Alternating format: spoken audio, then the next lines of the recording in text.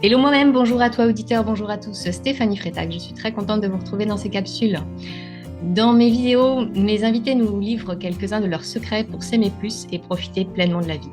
Aujourd'hui, j'ai la joie de recevoir Hicham Akadam. Bonjour Hicham. Bonjour Stéphanie.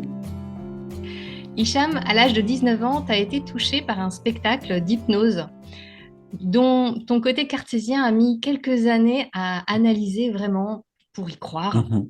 jusqu'à ce que tu plonges vraiment dans cet art de l'hypnose. Tu y trouves une saveur particulière. Tu es parti dans complètement autre chose et puis tu es revenu à ses premières amours, je dirais, entre guillemets. Aujourd'hui, tu es coach et conférencier. Selon toi, la réussite n'est pas fruit du hasard, mais germe Mhm. dans la préparation mentale. Tu Mhm. accompagnes les dirigeants, les entrepreneurs, les sportifs de haut niveau à atteindre et à dépasser leurs objectifs. Nous nous sommes rencontrés au sein de la troupe de conférenciers du show Inspire Expire. Je t'invite aujourd'hui parce que j'ai Mhm. été touchée par la philosophie de vie qui t'incarne, ton calme olympien, j'aime le dire comme ça parce qu'il y a une histoire d'entraînement de haut niveau derrière, et puis cette sagesse qui se dégage de ton être. Merci beaucoup d'avoir accepté mon invitation. Merci beaucoup Stéphanie et merci encore pour cette présentation olympienne. Donc, bah, tu as tout dit là. Du coup, moi, voilà, aujourd'hui, j'accompagne les entrepreneurs, les dirigeants et aussi les athlètes de haut niveau parce qu'ils ont en eux cette graine de toujours vouloir faire plus en termes de performance.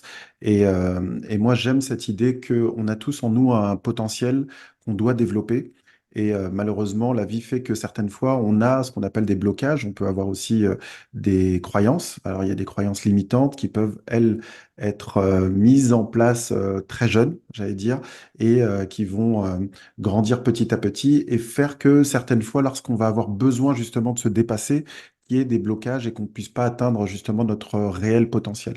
Donc moi, mon objectif, c'est vraiment d'accompagner toutes ces personnes à se développer et à se libérer, entre guillemets, de tout ce passé, ce conditionnement qui fait que, voilà, des fois on bloque et des fois ça nous embête et alors qu'il faut pas forcément grand-chose, mais il faut juste appuyer au bon endroit au bon moment, j'allais dire, pour pouvoir débloquer certaines choses. Donc voilà. Après, je rebondis sur la première partie où tu dis la partie hypnose. Effectivement, j'ai connu l'hypnose à 19 ans, du moins très jeune, je me rappelle plus trop quand ça a commencé, mais vers cet âge-là. Et l'idée, c'est qu'on était en groupe. Et à partir de là, ce qui s'est passé, c'est qu'il y avait une soirée, il y avait un hypnotiseur de spectacle. Parce qu'il faut savoir qu'il y a différents types d'hypnose. Il y a l'hypnose de spectacle, l'hypnose pour la thérapie et l'hypnose pour le coaching, entre guillemets, qui est très proche de celle de la thérapie.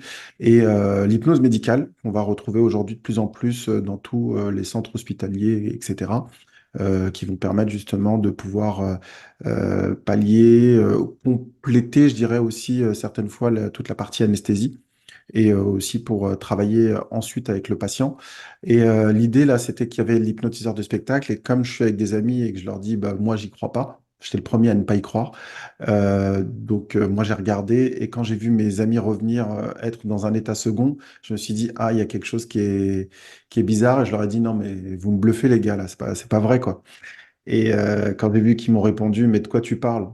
Et j'ai compris qu'ils ont même pas pris conscience qu'ils étaient sur scène en train de faire les pitres. J'ai dit, ouais, il y a quelque chose. Et ben, j'ai continué, j'ai laissé ça de côté pendant un moment. Et je me suis dit, je me suis lancé dans tout ce qui est ingénieur en télécom et réseau. Et moi, c'était très cartésien. Donc, il y avait vraiment ce côté un plus un égale 2. Je voulais pas trop y croire, mais c'est resté là, une petite graine. Et ensuite, j'allais dire, 10 ans plus tard, je me suis lancé un peu dans toute cette partie hypnose, euh, Qu'a PNL, qui est la fait que tu es programmation revenu à lumière. l'hypnose? Bah, en fait, pour moi, quand j'ouvre un chapitre, il faut que j'aille au bout. Et là, c'était pas ma priorité du moment, mais ensuite, je me suis dit, tiens, il y a quand même quelque chose que j'ai pas compris. Et j'ai vite compris d'ailleurs que ça me permettait de comprendre mieux le cerveau humain et comment ça se développe. Et c'est là que j'ai appris qu'il y avait une partie en nous qui existait, qui était la partie inconsciente. Et cette partie inconsciente, elle est là justement pour j'allais dire, euh, pour nous aider à nous développer et à nous faire avancer. Et il y a ensuite une notice qu'on n'a malheureusement pas à l'école et qui fait que c'est très compliqué. Tu vois, la gestion des émotions, par exemple, à l'école, je pense que ça devrait être un cours, une discipline qui doit être Enseigner d'entrée. aux parents même, Ouais. parce que Ah c'est bien bah avant oui, l'école. Donc, oui. et Mais les si eux enfants ont été naissent à sous le mode l'école, il y a des d'emploi. chances. Ça devrait être dans le mode d'emploi de naissance de l'enfant. Et voilà. Ouais. Regarde, il y a Mais l'exconscient, là, il y a l'inconscient, il y a... c'est ça. Et je pense qu'il y a toute cette partie-là qui devrait être intégrée, en tout cas dans le cursus, parce que savoir gérer les émotions lorsque, ne serait-ce que tu es dans la cour et que tu as quelqu'un qui t'insulte et que ça te fait une émotion et que t'encaisses et que derrière, t'en parles pas. Et cette émotion, bah, tu sais, c'est toujours le principe d'Archimède. Plus tu la pousses, plus elle gonfle. Et le jour où elle sort, on se dit, mais je comprends pas, en fait, ce gamin, il était très bien et aujourd'hui, il pète les plombs. Et tout ça, c'est parce qu'il y a toute une logique avec les émotions qu'on n'a pas mis, qu'on n'a pas transmis, qu'on n'a pas expliqué, et qui fait beaucoup ce qu'on est aujourd'hui, là actuellement, parce que tu prends une émotion que tu traînes pendant longtemps, au bout d'un moment, elle va devenir une humeur qui va se transformer en un trait de caractère et au bout d'un moment, ça devient une personnalité, c'est-à-dire que ça fait partie de toi. On va dire, bah tiens, un tel, il est colérique. Et non, en fait, il a un comportement qui peut être colérique, mais il n'est pas colérique. Dire qu'il est colérique, ça veut dire qu'il n'est pas autre chose. Et ça veut dire qu'il est resté bloqué dans une émotion et c'est là où finalement on peut sortir de ce truc-là, quoi. Donc il y a toute cette partie. Donc je suis reparti dans une école de psychologie que j'ai vite arrêté d'ailleurs. J'ai fait la psychologie de manière classique, j'allais dire, en allant, retournant à la fac. Et ça m'a un peu saoulé pour être franc, parce que j'ai vite compris qu'on parlait beaucoup plus de Freud, Lacan et des gens qui sont morts et beaucoup moins de leur technique. Donc la première année, ça m'a fatigué. Et du coup, je me suis orienté vers ce qu'on appelle les thérapies brèves. Et là, ça me parlait beaucoup plus parce que c'était beaucoup plus concret et c'était tout de suite avec un résultat.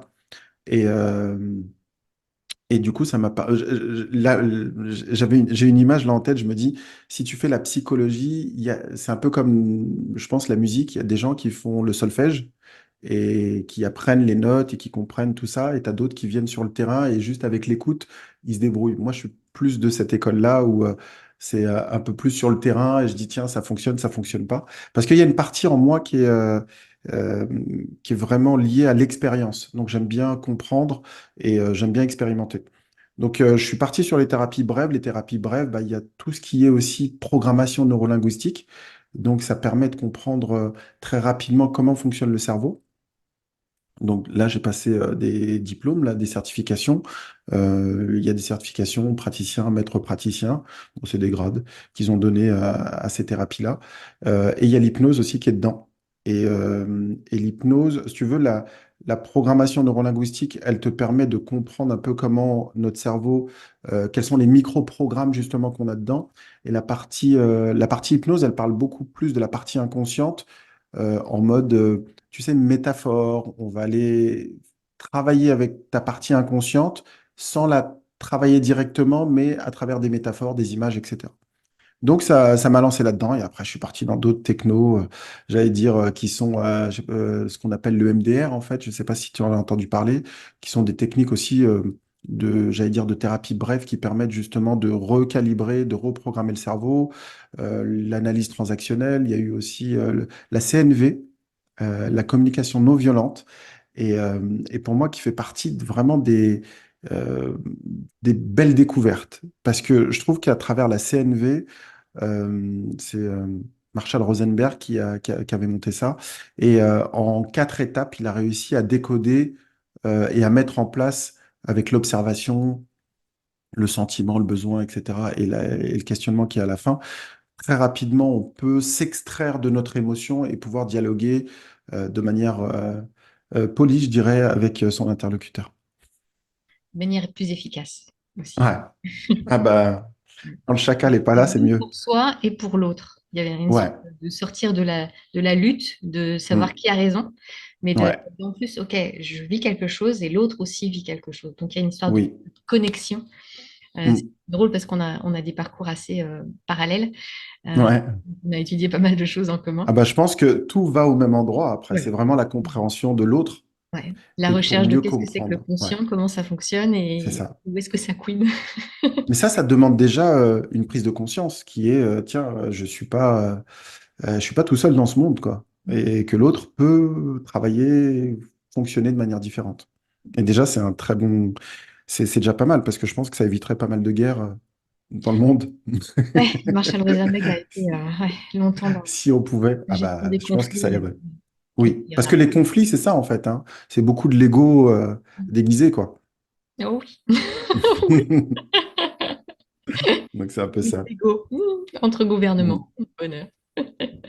Les gouvernements comme les sociétés ne sont que le reflet de la somme des individus. Donc si l'individu, il y a l'ego, dans le gouvernement, il y aura de l'ego. Oui, oui. Et c'est De façon et peut-être voilà. exacerbée par certains endroits, mais oui. Et on doit faire avec parce que du coup, on peut pas tuer l'ego. Non? Ah, faut pas. Donc Sinon, voilà. Donc il c'est y plus a l'être qu'on est. exactement. Je suis complètement contre ce Mm. mouvement-là de descendre l'ego. C'est Ouais. plutôt, je lui apprends à grandir. Oui. Au début, pour moi, l'ego, il est en mode moi et les autres. Les autres, Mm. c'est un danger. Et en fait, plus on Oui. cultive, plus on fait rentrer les nous à l'intérieur. Oui. Du jeu. Ouvre Ouais. cet ego à quelque chose de plus grand. Mm. Ben là, il y a du moi et les autres, mais c'est dans du nous. Oui. C'est du moi et Mais il pas faut du moi. lâcher.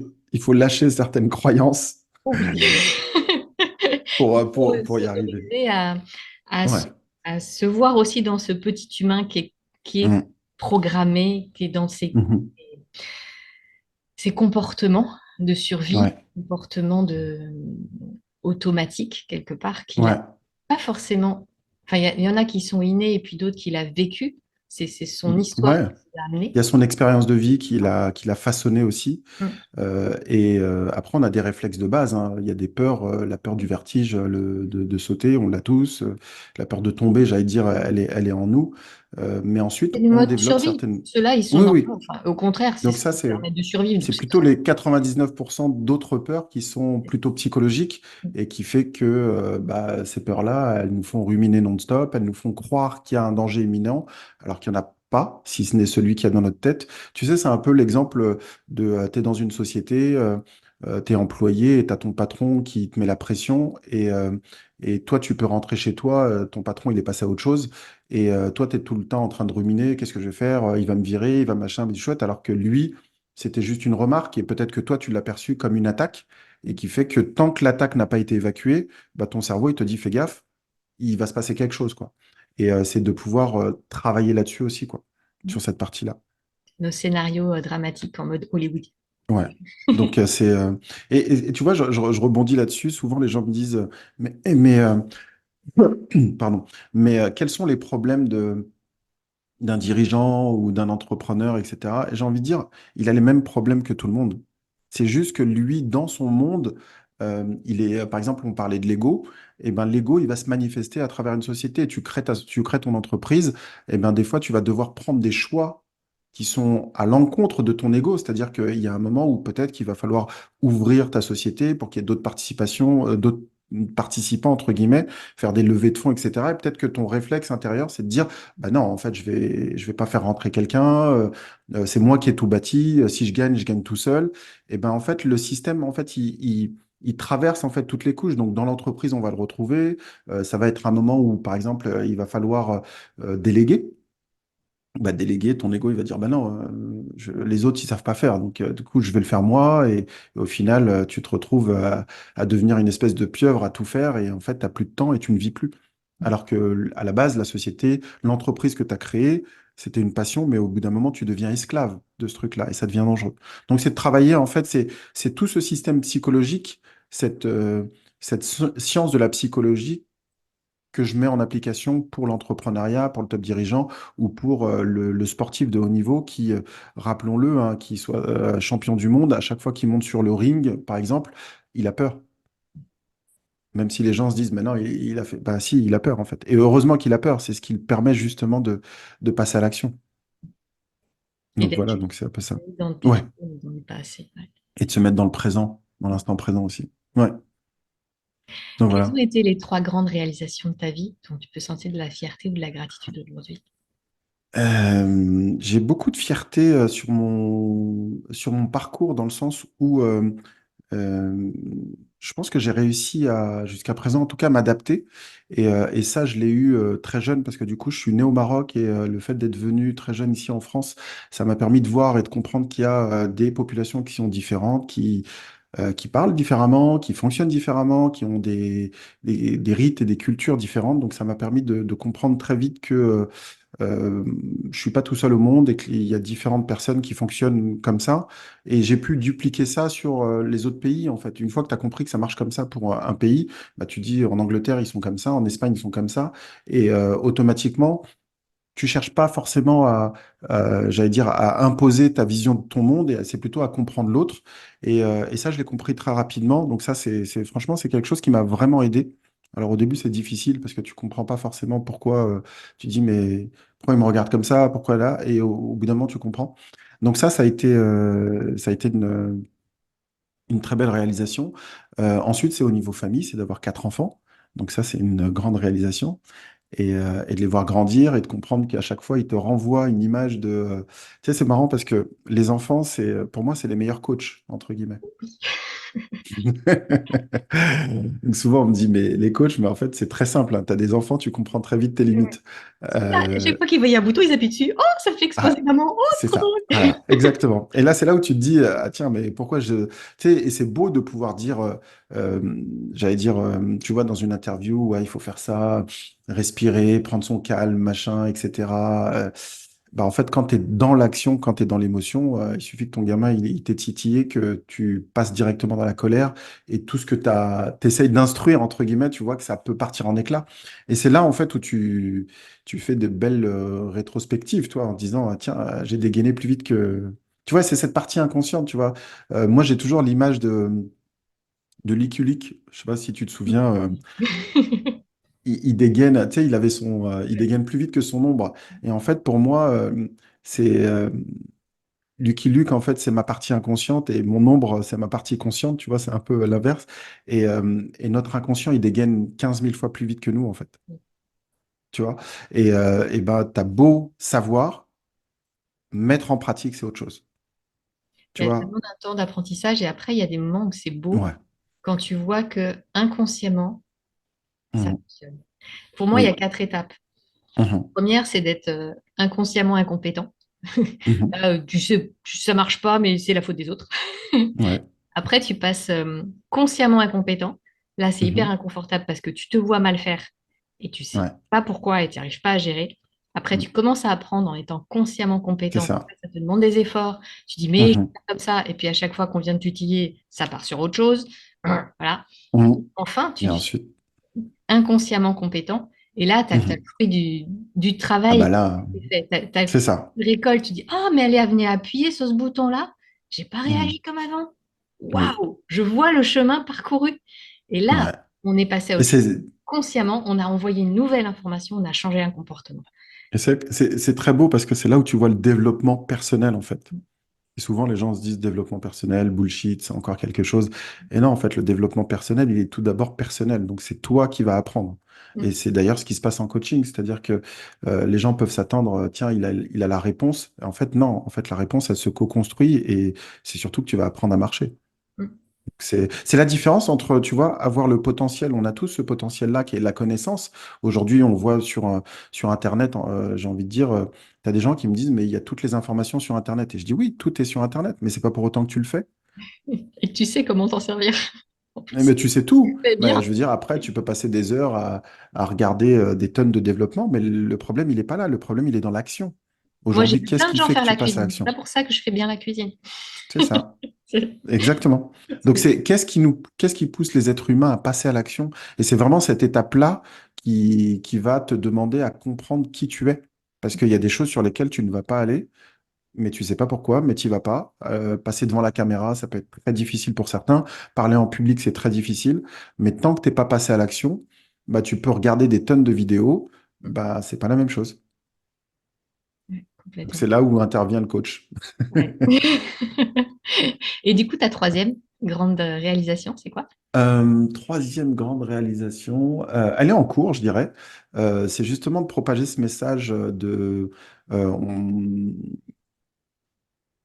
celui de dire que prenez conscience en fait que il y a une partie de nous qui a été programmée parce que on doit être programmé et si c'est pas moi qui me programme, il y a quelqu'un qui va me programmer et qu'on est maître en fait de ça et qu'on peut le changer. Et pour moi, c'est de pouvoir, à travers les conférences, à travers les ateliers, les masterminds, etc., c'est de justement essayer de redonner un peu, entre guillemets, ce pouvoir qu'on a tous en nous et d'en prendre conscience et de se dire, bah tiens, je peux changer les choses. Et ma réalisation là-dedans, c'est justement de propager pardon, ce message au maximum de personnes, quoi. Comment t'en es arrivé là, en fait? Quelles ont été les grandes étapes que tu as dû traverser pour te donner cet élan de transmettre ce message? Euh, Moi, depuis tout le temps, alors quand j'étais petit, je savais que très vite, je savais que je voulais être prof. Je sais pas pourquoi, tu vois, j'avais besoin de transmettre et de faire, tu vois, cette notion de tu vois, le prof, il est là pour transmettre quelque chose. Et je savais que c'était inné en moi, voilà, on me demande quelque chose, tu sais, la partie aidante, tu sais, on me demande un service, etc. Et donc, je savais que j'allais faire quelque chose là-dedans. Et il y avait un autre truc que j'ai aimé, c'est pour ça que je me suis orienté dans toute la partie, j'allais dire technique, ingénieur, quand tu me donnes un problème, il fallait que mon but, c'est de le résoudre. Tu vois, il y a ce côté-là. Et quand tu allies les deux, bah, ça te donne un petit peu cette partie-là où tu écoutes les gens et il y a cette problématique et tu vas essayer de leur transmettre les bonnes clés pour répondre à ça. Donc, le déclic, moi, je l'ai eu. Euh, le premier déclic, ça a été quand j'ai vu cet hypnotiseur la première fois où je me suis dit, tiens, il y a quelque chose. Et après, j'ai eu, comme beaucoup de gens, l'idée que, tiens, mais il peut me contrôler. La crainte Donc de je me suis dit, manipuler. tiens, mais comment on fait pour justement pas être contrôlé? Et la meilleure manière de ne pas être contrôlé, c'est de comprendre comment ton cerveau fonctionne. C'est relativement assez simple, hein, mais les gens préfèrent avoir des tips que de comprendre que leur cerveau fonctionne d'une certaine manière. Et une fois que tu as compris ton cerveau, et une fois que tu as compris quels sont tes points forts, quels sont tes points faibles, et que tu as fait vraiment tout ce travail interne, bah, du coup, tu sais où tu marches. Après, ça ne veut pas dire que demain, tu vas pas réussir à me manipuler, hein, mais ça veut dire que je fais ce travail-là. Et après, ça a été de comprendre qu'à chaque grande étape, eh ben, il y a une remise en question. Tu vois, par exemple, euh, mon, euh, j'ai eu un divorce qui fait qu'à un moment, tu te remets en cause, tu vois. Et tu te dis, mais tiens, qu'est-ce qui n'a pas fonctionné, tu vois? Qu'est-ce qui fait que la personne ne voit pas la même chose que moi? Eh ben, tout ça, en fait, c'est des déclics qui font que ben, tu dois travailler d'abord sur toi avant de travailler sur les autres.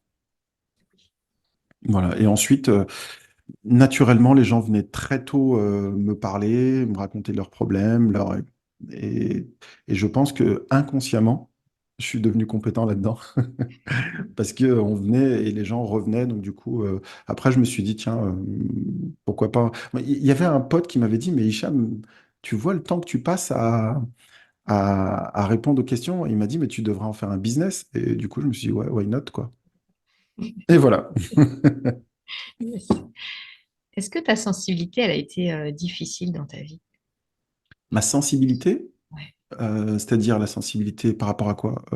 Ta capacité bah, peut-être sentir les émotions des autres, peut-être te connecter plus facilement aux autres. Alors moi, Avoir une bonne écoute, c'est qu'il y a ouais. une fibre sensible. Alors j'ai toujours eu beaucoup d'empathie, tu vois, ça c'est naturel. Beaucoup d'empathie pour comprendre un peu l'autre.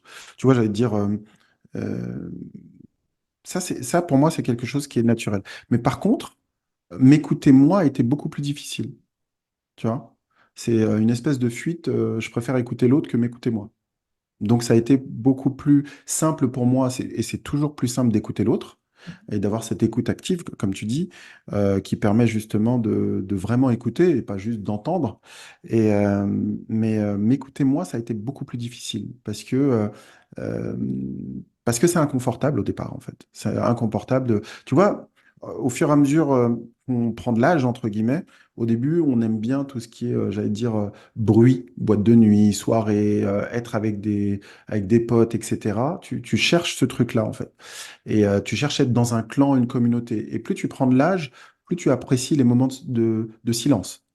Ça veut dire que tu n'as plus trop de problèmes de rester avec toi-même. Là où quand tu es plus jeune, bah, en fait, tu cherches pas à... Tu vois, tu es plutôt dans le regard de l'autre et je veux... c'est le regard de l'autre qui importe. Et plus tu prends de l'âge, plus c'est ton regard par rapport à toi et ton vécu qui importe. Et je vois souvent, tu sais, les jeunes, c'est... j'ai pas la dernière je sais pas, paire de pompes qui va à la mode, machin, machin. C'est le regard. Et qu'est-ce que je peux faire pour que tu sois content ou contente, tu vois, c'est ce qui m'importe le plus. Aujourd'hui, beaucoup moins, tu vois. Beaucoup moins. Je deviens plus en plus égoïste, je dirais. Qu'est-ce qui te permet de faire ça? Si tu pouvais donner un conseil à quelqu'un justement C'est de dire non. qui cherche à aller vers ça, qui a du mal à être face à lui-même, à C'est de hésiter. dire non. Je à- pense que le vrai truc, c'est de dire non. Ça, c'est la chose la plus difficile à dire. C'est de dire non, tout simplement, en fait. Parce que tu te préserves. Parce que instinctivement, comme Lucky Luke, il est toujours là à dégainer, il va dégainer rapidement. Et le plus dur, c'est de dire non. Une fois que tu apprends à dire non et de savoir que c'est pas, t'es pas remis en cause, parce que derrière tout ça, c'est toujours une histoire d'amour qu'il y a. Et une fois que tu as compris que c'est pas lié à l'amour, bah, déjà, tu es déjà plus détendu, en fait. Donc moi le conseil en fait c'est d'apprendre à dire non et de savoir ce qu'on veut vraiment dans la vie. Ça c'est très compliqué. Et ça j'en parle justement en conférence et qu'il y a la différence entre la partie consciente qui veut quelque chose et la partie inconsciente qui veut autre chose en fait. Et comme la partie inconsciente bah, elle fait 90% dans la balance, généralement, tu sais pas pourquoi, t'essayes d'aller au sport en début d'année, là, on est début janvier, ça marche un petit peu, et systématiquement, au bout d'un moment, bah, tu le fais plus, et tu sais pas pourquoi. Parce qu'en fait, il y a un ancrage très fort, et qui fait que bah, tu reviens toujours à la case départ, et tu sais pas pourquoi, mais parce que tu n'as pas donné la visualisation, la trajectoire, le GPS, tu l'as pas mis de données, en fait, à la partie inconsciente, donc lui, tant que cette partie, elle ne sait pas où elle va, et comme sa mission première, c'est la survie, elle bouge pas. Ça Donc, reboot. c'est de déplacer avec ça. Ouais, c'est ça. Exactement. Il y a un programme reboot à défaire avant. Ah bah, mais instinctivement, c'est-à-dire, c'est pour ça que tous les changements sont très difficiles. Il suffit juste de te dire, tu vois, si tu as l'habitude je sais pas moi, de te coiffer, de te brosser les dents avec la main droite, de le faire juste avec la main gauche, c'est inconfortable. Donc, ça veut dire que notre cerveau fait en sorte qu'on n'ait plus de tâches, toutes les tâches répétitives, il les met de côté et ça devient un automate. Et tout le travail, justement, dans la partie coaching, c'est de savoir, un, ce que tu veux et de l'imprégner dans ton inconscient pour que ça devienne un automatisme et que tu n'aies plus à te poser la question systématiquement pour avancer. Parce que le prisme par rapport auquel tu vois les choses va complètement changer ta trajectoire. Et c'est ça. Donc la première chose, c'est un, je dirais, c'est de se connaître, deux, de savoir où tu veux aller, et trois, de programmer ce truc-là, quoi. Comment tu utilises aujourd'hui ta sensibilité dans ton job? Quand tu dis sensibilité, moi j'entends empathie, tu vois. C'est le truc qui me vient à l'esprit. Euh, j'utilise, je sais être dur, en fait. Tu vois, empathie, souvent on se dit, ouais, c'est gentil, tu vois. Mais il faut pas oublier que le besoin du client, c'est d'avancer. Et je suis pas son copain, en fait, tu vois. Et je suis pas là pour le caresser dans le sens du poil. Donc, mais c'est fait de manière à ce que ça lui permette d'avancer. C'est-à-dire que je suis là pour l'aider à avancer, à pousser, tu vois, pour qu'il passe à l'action. Justement, le problème, c'est toujours de passer à l'action. Dans le cerveau, tu as, t'as des milliers de pensées à la seconde. Et l'idée, c'est que il va falloir en prendre une. Et une fois que tu en as pris une, il va falloir prendre, passer à l'action. Tu vois, tu as décidé, tu la prends. Et le problème, c'est que tant qu'on n'est pas descendu, entre guillemets, on reste un peu dans ce côté où on réfléchit beaucoup, etc. Et ça permet pas d'avancer. Et moi, mon objectif, c'est de lui en faire prendre une et d'avancer. Et je dis toujours, c'est toujours mieux de prendre une mauvaise décision que de ne pas en prendre. Parce que tu peux corriger. Là où tu ne prends pas de décision, tu peux rien corriger. Donc le truc, c'est vraiment d'avancer. Dans notre société, beaucoup d'entre nous ont du mal à s'aimer pour tout l'être imparfait qu'ils sont. Mhm. T'en es où, toi, sur ce chemin d'amour inconditionnel? Je travaille dessus. Ou je travaille dessus à chaque jour, j'apprends en fait. L'amour inconditionnel, tu vois, c'est cette notion de condition. Et dès qu'on dit condition, il y a cette croyance qui est que bah, tant que j'ai pas fait ci, alors je serai pas heureux, entre guillemets. Et tout le travail, c'est de dire, c'est de se détacher. Le conditionnement, c'est s'attacher. Et le déconditionnement, j'allais dire, le fait que ce soit inconditionnel, c'est que tu es détaché de tout ça, en fait. C'est-à-dire que tu n'attends plus de résultats concrets et tu ne mets plus de si je passe par cette étape-là, alors, tu vois. Et le résultat, tu l'as déjà. Et c'est de prendre conscience que tu l'as. Donc, je travaille toujours dessus, et ce qui fait que certaines fois, ben, j'ai pas envie de faire quelque chose, je le fais pas. Et je culpabilise pas, en fait, tu Oui. vois. Parce que culpabiliser, c'est aussi une manière déguisée de l'ego de te rendre coupable de quelque chose, tu vois. Et une fois que tu culpabilises pas, bah, c'est OK, tu vois. Et c'est de travailler là-dessus, tu vois. C'est Est-ce plus que, comme ça, quoi. ouais. Est-ce que tu as senti qu'il y avait eu un moment dans ta vie où tu as eu ce changement en toi, où tu as appris à bah, sortir de ça et à pouvoir aller dans ce reconditionnement intérieur, je dirais. J'ai pris en compte à partir du moment, tu vois, où en ayant beaucoup d'empathie, bah, tu donnes beaucoup et en fait, il reste plus rien pour toi à un moment. Et malheureusement, au bout d'un moment, tu comprends pas pourquoi, mais tu commences à devenir méchant avec les gens parce que tu n'as plus de ressources internes, tu vois. Et les gens, ça arrive. Et il y a un moment où tu dis stop et que tu te préserves, tu vois. Et je le fais toujours aujourd'hui, c'est-à-dire que il y a j'ai des demandes, par exemple, tu vois, de coaching que je réponds pas parce que j'aime pas la personne, en fait, c'est parce que c'est pas le moment pour moi et j'ai pas le temps. Je préfère consacrer mon temps parce que si je passais autant de temps avec les autres, en fait, je serais plus avec moi et ça me dérange, tu vois. Et du coup, il y a des gens qui vont se dire, ah, mais ça fait longtemps que je lui ai demandé, je lui ai fait une demande, il a pas répondu. C'est pas contre toi, c'est juste que je peux pas répondre à tout le monde et, et répondre. J'ai pas envie de répondre de manière standard avec un truc. Si je prends le temps, je prends le temps. Et si je peux pas, c'est que je peux pas en fait. Et voilà, donc du coup, après, c'est juste d'accepter ses choix et d'accepter les conséquences, hein. Peut-être que la personne sera énervée, peut-être qu'elle ne le sera pas, mais c'est moi d'abord en fait. Donc c'est très égoïste, hein, mais parce que en fait, quand tu comprends que les gens sont aussi, les gens voient pas en fait certaines choses, c'est que quand tu donnes, la personne, elle vient, elle se dit, bah, moi, je vais poser qu'une question, mais quand tu as 10 000 questions, au bout d'un moment, tu es de l'autre côté, tu peux pas, en fait, humainement, tu peux pas. Donc, alors, ça demande de l'organisation, donc c'est ce que je mets en place, justement, pour pouvoir répondre aux personnes, etc. Mais tu peux pas être partout, donc il faut dire non, et après, ça se met en place, et malheureusement, il y a des loupés, il y a des fois où je peux pas répondre, il y a des fois où je mets du temps, mais c'est parce que j'ai qu'une journée de 24 heures comme tout le monde. Et ça veut pas dire que la. Et d'ailleurs, c'est marrant parce que les personnes qui s'énervent montrent aussi qu'elles attendent quelque chose tu sais, de toi, comme si tu étais, entre guillemets, un messie et que tu allais apporter une. Le Et sauveur. déjà, ça montre que la personne, elle a déjà un développement à faire, tu vois. Donc, du coup, le filtre se fait bien. Et il y a aussi ce truc-là, c'est que au début, j'acceptais beaucoup de monde en fait, sans savoir qui était la personne, tu vois. Je me disais, bah, elle me demande, tu vois, le syndrome Superman, quoi. On me demande, j'y vais, ou Batman, tu sais, tiens, allez, j'y vais. Et en fin de compte, non, tu peux pas travailler avec tout le monde. Tu peux pas travailler avec tout le monde, et puis on n'est pas fait, malheureusement, tout le monde ne peut pas aimer tout le monde, tu vois.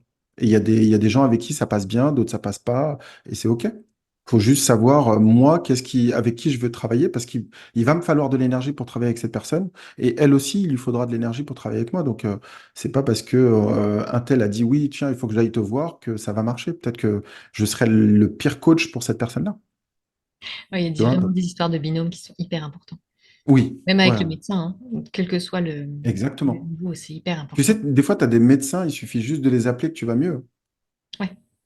Parce que tu sais que tu as tellement confiance, tu dis, OK, il m'a dit ça, je vais le faire, et c'est OK, tu vois. Mais tu as des gens avec qui ça passe pas, tu vois. Faut pas rester, quoi. Et la confiance, c'est pas quelque chose qui... Alors, ça se gagne sur le temps, mais il y a quand même quelque Mhm, chose d'inné au départ. Et mhm. ça ne peut pas se coller avec tout le monde. Il y a un truc Non, où tout de suite, ça marche ou ça ouais, marche. Et c'est forcer ça. les choses, ça sert à rien. Non. Bah, forcer les choses, tu vas le payer à un moment ou à un autre, quoi. Tu vas le sentir. Tellement bien fait. Au quotidien, comment tu fais, toi, pour prendre soin de toi, pour mettre en place euh, une, pas forcément une routine, mais de, de prendre ce temps pour toi? Mhm. Qu'est-ce que tu mets en place pour inspirer d'autres personnes? Moi, ce que je fais, c'est que je suis constamment en train d'apprendre. Donc, si tu veux, je passe beaucoup de mon temps à lire, parce que j'aime ça, en fait, tu vois, lire ou même suivre des formations, des gens qui m'inspirent. J'y vais parce que j'aime apprendre, en fait. Et, et pour moi, c'est une priorité. Donc, du coup, je me mets même pas de routine. C'est-à-dire que c'est devenu tellement une habitude, comme j'allais dire, manger ou prendre sa douche, que j'ai aucun problème. C'est-à-dire que quand on me dit, tiens, il y a, entre guillemets, il y a une nouvelle étude ou il y a quelqu'un qui a une nouvelle pensée et tout, bah, ça me captive, comme si tu me disais, tiens, il y a au cinéma, il y a le dernier truc, j'y vais, tu vois. Donc, j'ai réussi à prendre de la distance avec les autres et plus à prendre du temps avec moi. Donc, la routine, ça se fait naturellement. C'est-à-dire que j'ai pas forcément une routine tous les matins, etc. J'essaie d'en mettre quand j'ai besoin d'être, j'allais dire performant, j'en mets une en place. Mais il y a des moments où je vais me laisser aller et je vais pouvoir bouquiner, prendre mon temps et aller à mon rythme en fait. Donc la routine, c'est de s'écouter en vrai.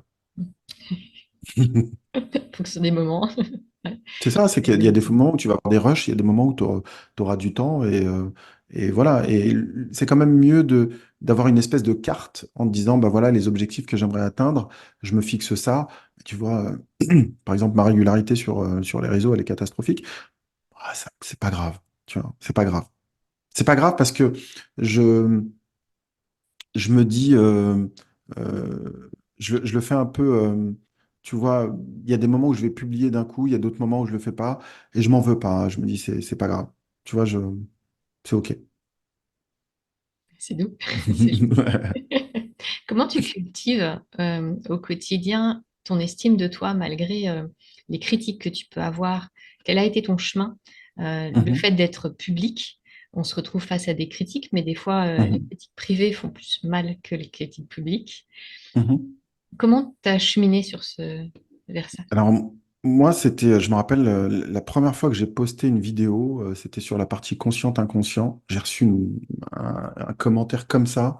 Tu comprends rien au conscient-inconscient, tu dis n'importe quoi, la partie consciente, le machin, il m'a sorti tout un truc. J'ai dit, waouh. Et le premier réflexe, c'est, merde, j'ai fait une boulette, tu vois, genre, j'aurais dû. Et ce que j'ai fait, c'est que j'avais, j'étais parti sur bah, je regardais qui cette personne avait. Et tu vois, c'est une personne qui, publie jamais, tu vois, et qui a zéro follower, zéro truc. Et je me suis dit, mais pourquoi ça a autant d'impact? Parce qu'il y a une partie de moi qui a envie de bien faire, tu vois. Et je me suis dit, mais ok. Et je me suis dit, mais à qui je parle, en fait? C'est-à-dire qu'il y a un moment, il faut se poser la question, c'est est-ce que tu veux parler à des gens qui en savent déjà beaucoup plus que toi? Ou est-ce que tu veux parler à des gens qui, justement, en savent moins et que tu veux tirer vers le haut? Et je me suis dit, mais quelqu'un qui en sait plus que moi, s'il me taille, entre guillemets, tu vois, c'est que il y a quelque chose qui va pas, tu vois. Dans le sens où quelqu'un qui est passé par là, je pense que, tu vois, je pars du principe que quelqu'un qui a subi les épreuves, qui est passé par là, ne te taillera jamais, en fait. Tu vois? Parce que le gars, tu vois, faire une vidéo, faire une interview, tu sais que c'est compliqué. Alors que tu as d'autres qui vont dire, non, mais facile, tu mets un micro, une caméra, Oui, bien c'est sûr. vite fait, tu vois. Mais ils n'ont pas vu que des fois, il faut couper, il faut faire un montage, des fois ça bug, des fois machin, des choses. Et quelqu'un qui a fait, j'allais dire, 1000 podcasts, eh ben, il te dira, continue, tu vois. Et c'est là, en fait, où tu te dis, mais tu as vraiment des gens, mais parce qu'ils sont dans leur monde et ils sont derrière le clavier. Donc la critique, au début, moi, je l'ai très mal prise. Je me suis dit, mais parce qu'il y avait le syndrome aussi de l'école. L'école, on te demande d'avoir 20 sur 20. On te demande pas d'avoir 17, 18, on te demande 20. Tu as envie d'être parfait. Et donc, c'est tout ce déconditionnement, en fait, que tu apprends à travers les réseaux, à travers des gens qui te disent, non, mais c'est n'importe quoi, il faudrait plus faire ci, faire ça. Et en vrai, en vrai, il n'y a pas de bonne réponse. C'est juste que le gars, il a envie de poser ça là. Et je me rappellerai toujours, il y avait une personne qui m'avait dit, mais parce qu'à un moment, j'avais posé la question, je lui dis, mais comment tu fais pour t'en sortir quand tu... Ah bah si, je me disais, mais c'était qui, à qui j'ai demandé? C'était Oussama Hamar, qui lui reçoit énormément de commentaires et tout. Il me dit, mais toi, si tu es en train de filmer, tu es en train de faire une réunion et t'as un mec qui est bourré qui rentre dans la salle et qui dit, Eh, vous êtes tous des cons et qui referme la porte et qui se barre. Est-ce que tu lui donnes attention? Je dis non. Il me dit, bah voilà. J'ai dit, ouais, ok. Et en fait, c'est vrai que c'est une porte que tu ouvres aux commentaires et la personne, tu la connais pas et tu lui donnes beaucoup de crédit alors que tu la connais pas. Et en fait, si tu vas tu vas regarder la personne en parlant juste 2 secondes, bah finalement, ça va, quoi. J'ai eu des commentaires où les gens m'ont laissé des messages vocaux, j'ai rappelé et au final, ça s'est bien passé, tu vois.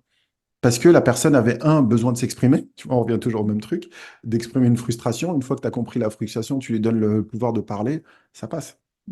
Et au fur et à mesure, j'y porte moins d'importance. Alors des fois, ça titille toujours, tu vois, mais euh, tu deviens de plus en plus habitué, tu vois. C'est toujours cette notion d'automatisme qui se met en place. C'est comme en conférence, on te dit, oui, mais quelque part, tu as déjà la réponse, en fait. Parce que tu l'as déjà, il y a quelqu'un qui a déjà posé la question, et donc, du coup, ça va. Tu vois, donc, on s'en sort. Et si jamais tu sens que la personne, euh, elle cherche plus, ben, c'est à partir de là qu'il faut switcher et couper la discussion, en fait. Parce qu'il ne faut pas rentrer dans un dialogue où tu essaies de convaincre la personne. Il y a un moment où tu expliques, mais convaincre la personne, c'est pas mon job, en fait. Tu C'est à vois. elle de se convaincre toute seule, de toute façon. Ouais, de toute façon, tu peux pas convaincre quelqu'un qui n'a pas envie d'être convaincu. Donc je sais, tu vois, c'est un peu comme souvent ça m'est arrivé beaucoup et j'ai compris ça au fur et à mesure. En hypnose, les gens ils me disent ouais, moi je suis pas hypnotisable. D'autres qui me disent ouais, moi je le suis, c'est sûr. En fait, j'en sais rien. En fait, moi je sais pas si t'es hypnotisable ou pas. Il faut que je fasse des tests. Je suis pas médium. Je vois pas à travers. Tu vois, il y a des signes qui montrent que tu peux être un bon sujet, mais est-ce que j'en ai la conviction? J'en sais rien en fait. Donc tant que t'as pas fait les tests. Voilà, mais tu as des gens, ils me disent, moi, je le suis pas. Et ben, ma réponse, c'est oui, tu as raison. Parce que j'ai pas envie de perdre mon temps Ouais. à le convaincre, tu vois. Je cherche pas à convaincre les gens. Tu sais, c'est le dicton qui m'aime me suivre. Si t'aimes pas, bah, suis pas, tu vois. T'es pas obligé de t'abonner, t'es pas obligé de suivre.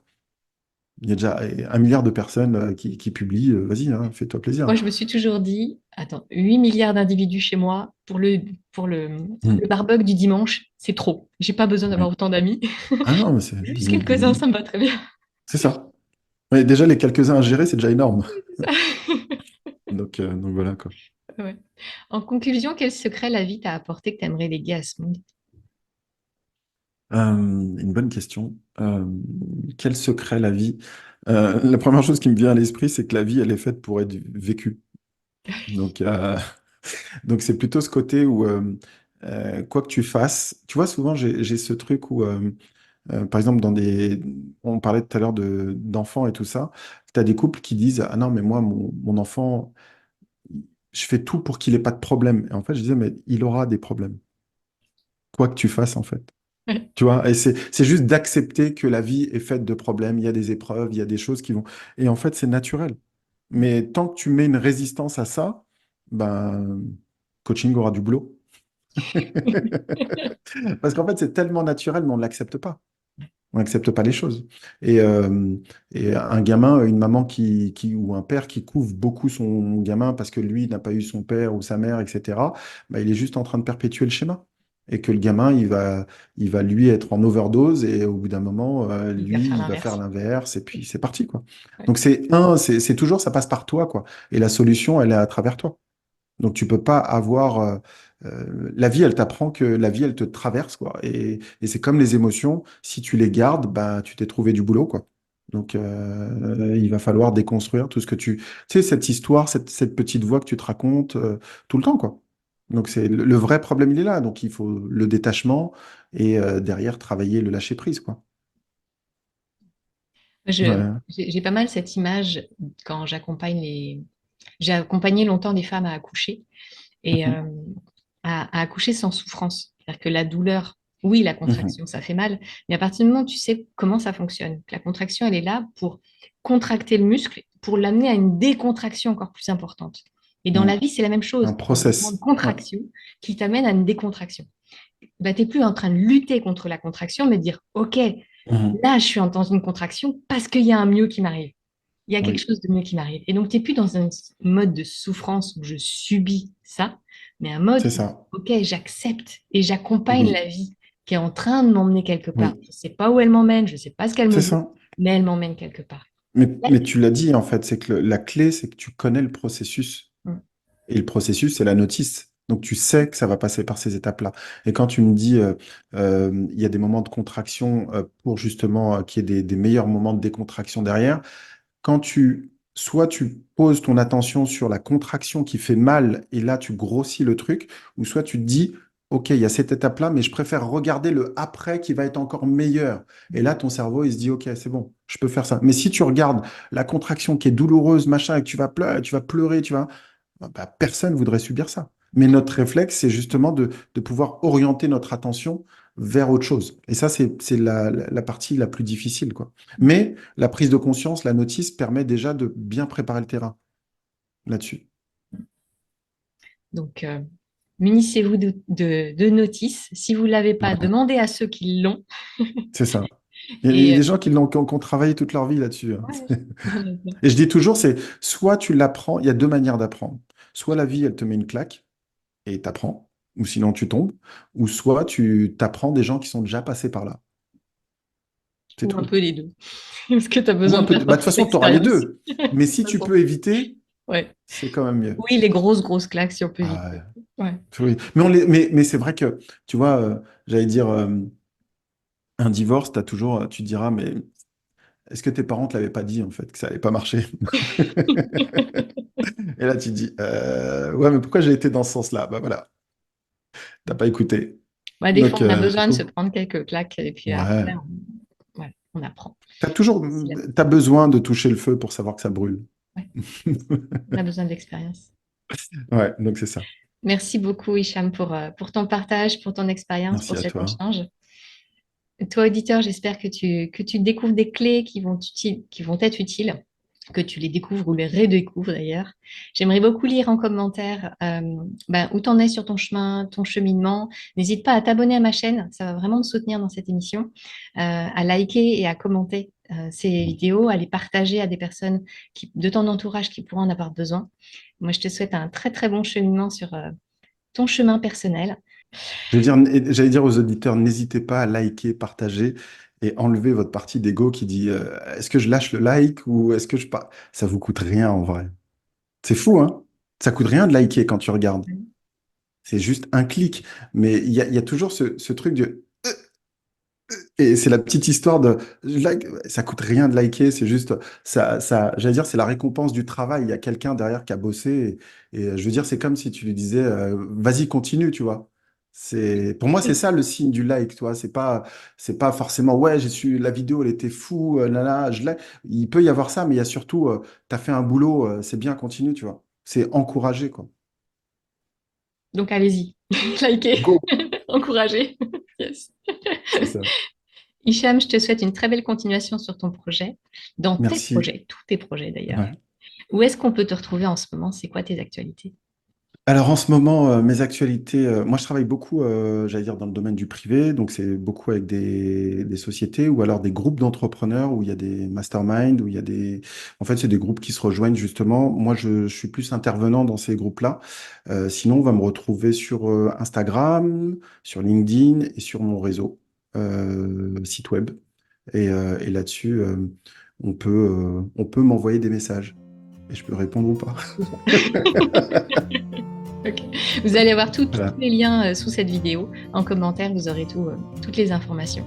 Cher auditeur, écoute ton cœur, suis ta boussole de joie, découvre ta notice petit à petit, pas à pas, travaille tes expériences et on se retrouve le mois prochain dans une nouvelle interview toujours aussi inspirante. À très bientôt. Merci, Hicham. Merci à toi, Stéphanie. Ciao, ciao. Si vous connaissez quelqu'un à qui cette vidéo pourrait faire du bien, n'hésitez pas à la lui partager. Et pour ne rien rater de mes prochaines vidéos, pensez à vous abonner à ma chaîne. En activant la cloche, vous recevrez les notifications par mail. Je vous souhaite une excellente journée, une belle continuation et à très vite.